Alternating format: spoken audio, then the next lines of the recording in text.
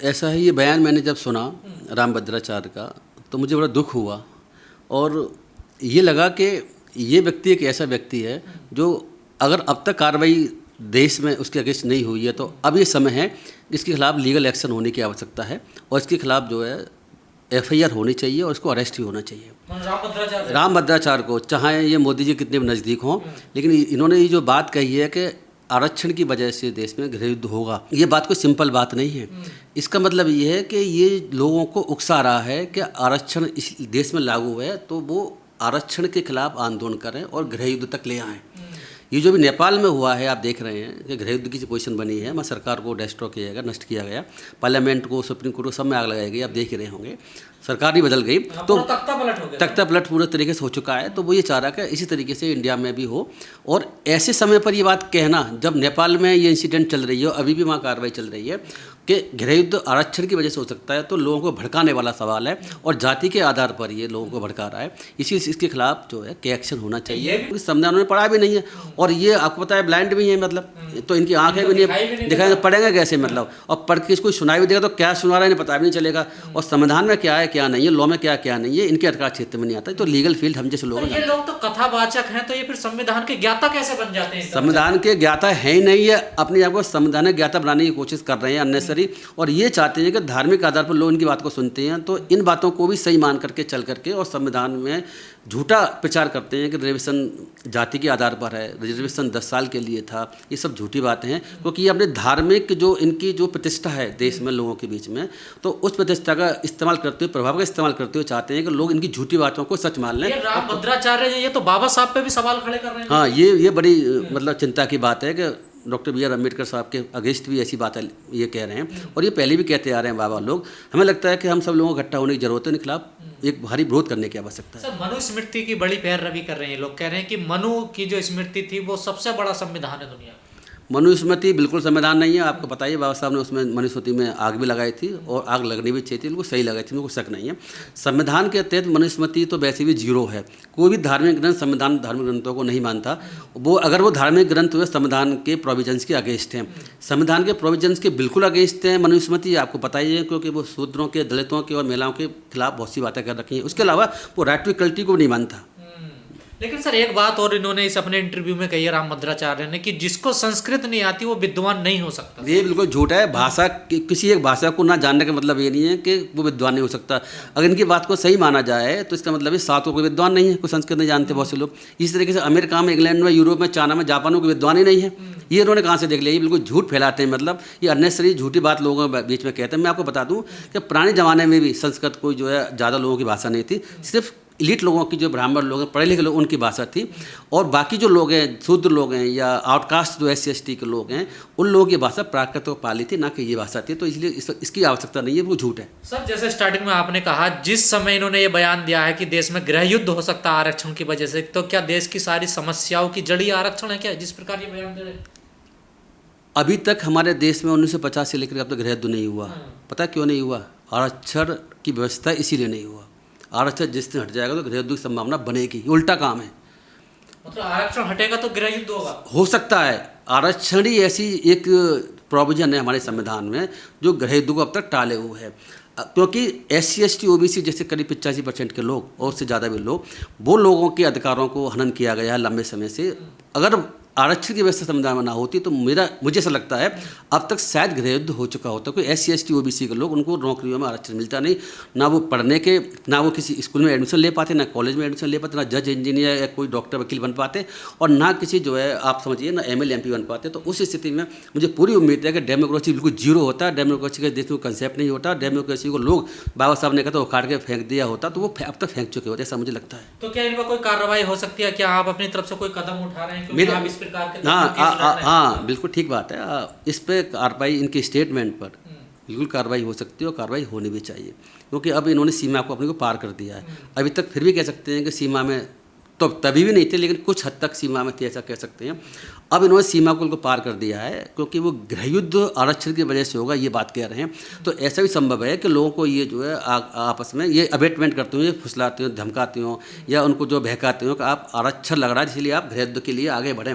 ऐसा हो सकता है कि अंदरूनी ये करते हो। तो मुझे लगता है जब ओपन कह सकता है बंदा, तो अंदरूनी घरों में, मीटिंगों में, सभाओं में जो इनकी अलग होती होगी, तो उसमें निश्चित रूप से गृहयुद्ध के लिए भड़काते होंगे। सर, आपको नहीं लगता बहुत एजड हैं, उन्हें दिखाई नहीं देता है, क्या पता मानसिक संतुलन खो बैठे हो इसलिए ऐसी बातें बोल रहे हैं? नहीं, ये तो साफ है, मानसिक संतुलन तो खो बैठे हैं, ऐसा मैं कह सकता हूँ इनकी पीछे की स्टेटमेंट से। और अब का स्टेटमेंट दिया उससे यही कहा सकता है, कोई व्यक्ति जो थोड़ा भी अगर नॉलेज रखता है तो इनके मानसिक संतुलन खो बैठे को सही मानेगा। कह रहे हैं ना कि जाति के आधार पर आरक्षण नहीं, आर्थिक आधार पर आरक्षण होना चाहिए, ये उनका कहना है। मैं ऐसा है कि ये लोग हमेशा ये कहते हैं, बीजेपी भी हमेशा ये कहती है, आरएसएस भी हमेशा ये कहती है, जो लोग आरक्षण के अगेंस्ट हैं वो हमेशा कहते हैं कि आरक्षण होना चाहिए आर्थिक आधार पर। लेकिन आर्थिक आधार पर आरक्षण पहले संभव ही नहीं था। सुप्रीम कोर्ट पहले इन द सन जजमेंट में कह चुका है। वो तो मोदी जी ने अमेंडमेंट करके आर्थिक आधार पर 10% लोगों को दे दिया है, वो भी जनरल वालों के लिए, जो SC ST OBC के लिए नहीं है। आर्थिक आधार पर आरक्षण कभी नहीं हो सकता। ये जो है कोई गरीबी उन्मूलन कार्यक्रम नहीं है, इस बात की व्यवस्था संविधान में पहले भी कर रखी है।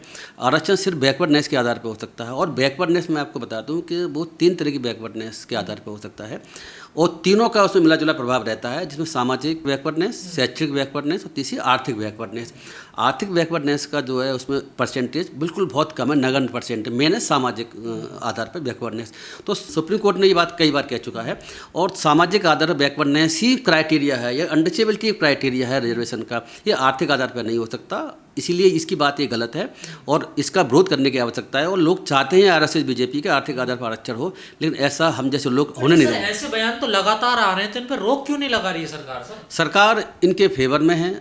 आपको पता होगा कि रामभद्राचार्य के साथ मोदी जी मिलते रहते हैं एक दूसरे से, तो संभव ही नहीं हो सकता कि उनके खिलाफ एक्शन हो सकता है। तो इस केस में भी जब उन्होंने अभी जो ये गृहयुद्ध की बात की है, इस केस में भी एक्शन होने की संभावना मुझे बिल्कुल नज़र नहीं आती।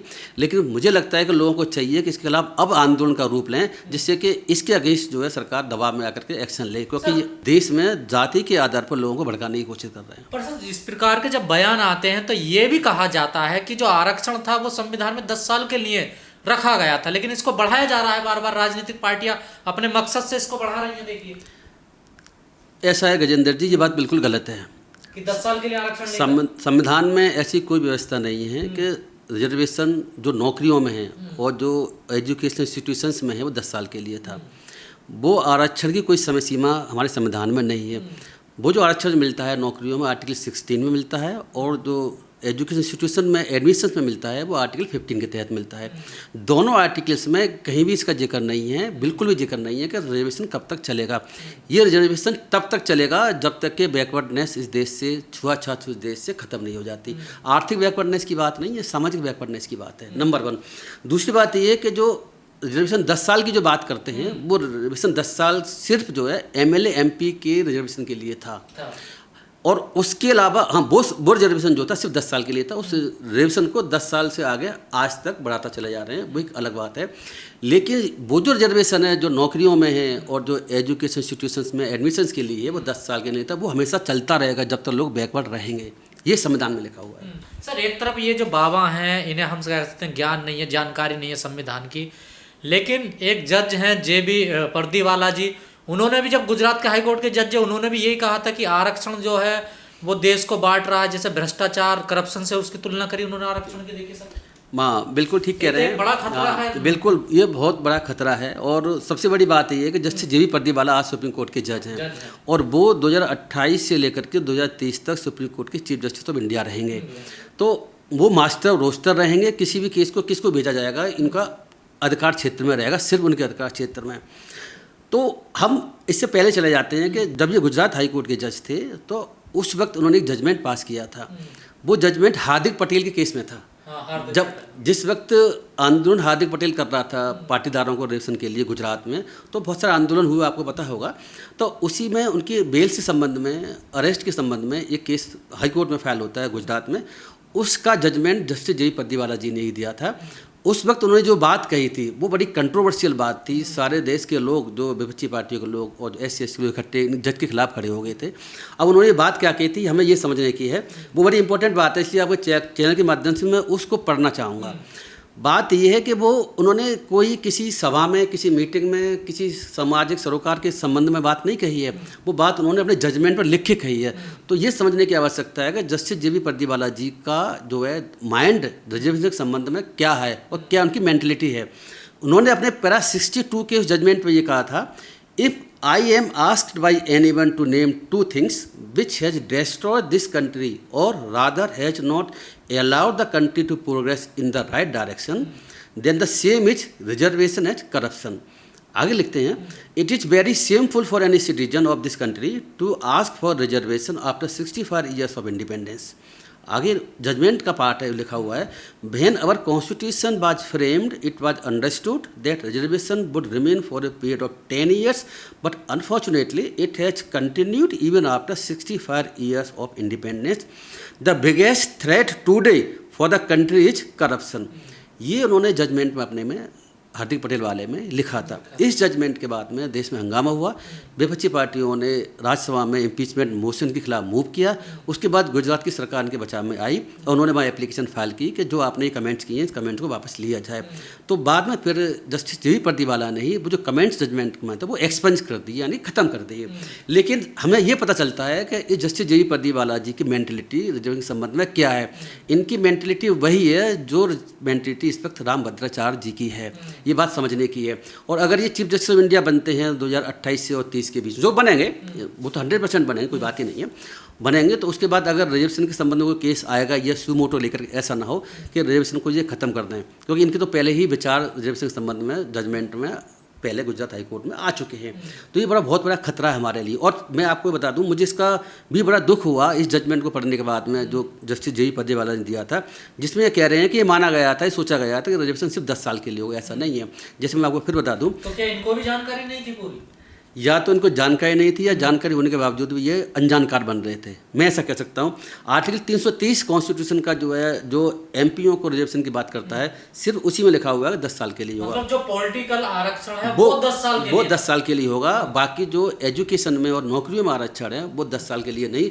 मैं फिर कहना चाह रहा हूँ आपसे, वो रिजर्वेशन चलता रहेगा जब तक हमारे देश में अनटचेबिलिटी है, हमारे देश में बैकवर्डनेस है। उसके लिए कोई समय सीमा नहीं, 1000 साल भी चल सकता है, 10,000 साल भी चल सकता है। और इसमें कोई संविधान में बाइंडिंग नहीं है, कोई इसमें संविधान में कोई समय सीमा निर्धारित नहीं है उस संबंध में। लेकिन सर एक बात समझ में नहीं आती है, जो तमाम आबा बाबा हैं ये संविधान के खिलाफ बोलते हैं, लेकिन मोहन भागवत कह रहे हैं अब कि जब तक छुआछूत रहेगी ये आरक्षण बरकरार रहेगा।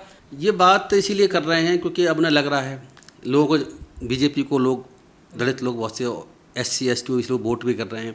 तो पहले आपको पता होगा जब मोहन भागवत जी ने राज्य के खिलाफ स्टेटमेंट दिया तो उनकी जो है प्रॉब्लम हुई थी काफ़ी, और सरकार बिहार में सरकार चली गई थी। तो वो नहीं चाहते कि उनका जो पॉलिटिकल विंग है यानी कि भारतीय जनता पार्टी की सरकार ना है, तो वो मजबूरी बस ऐसे स्टेटमेंट देते हैं। इसमें कोई शक नहीं। RSS और जो है ये जो मोहन भागवत जी भी चाहते हैं कि रिजर्वेशन यहाँ से खत्म हो जाए, सिर्फ आर्थिक आधार पर ही बचे या वो भी ना बचे। ये सर ये जो रामभद्राचार्य, जो तमाम ये साधु संघ शंकराचार्य हैं, इनका क्या योगदान है समाज के लिए जो इस प्रकार की ये बातें करते हैं? क्या मान्यता है क्या इनकी संविधान में? कोई संविधान में इनके संबंध में कोई मान्यता नहीं है, किसी तरह का कोई जिक्र नहीं है। ऐसा कोई पद जो है, जैसे कि इनका रामभद्राचार्य का है, पूरी किसी शंकराचार्य का है, ऐसा पद संविधान में कोई व्यवस्था नहीं है और हो भी नहीं सकता। संविधान इनसे बहुत दूर है। और बाबाओं को, ऐसे लोगों को अपने धर्म के संबंध में कोई बात कहना चाहते हो कहें, संविधान के संबंध में, लॉ के संबंध में, कोर्ट के संबंध में अपनी टिप्पणी ना करें। कोई उन्हें संविधान का ज्ञान ही नहीं है। अगर इनको ज्ञान है रामचरितमानस का, रामायण का, महाभारत, उसके बारे में टिप्पणी करें, कौन मना कर रहा है? लेकिन संविधान में तो इस टिप्पणी करने के अधिकार क्षेत्र भी इनके अधिकार क्षेत्र में नहीं आता।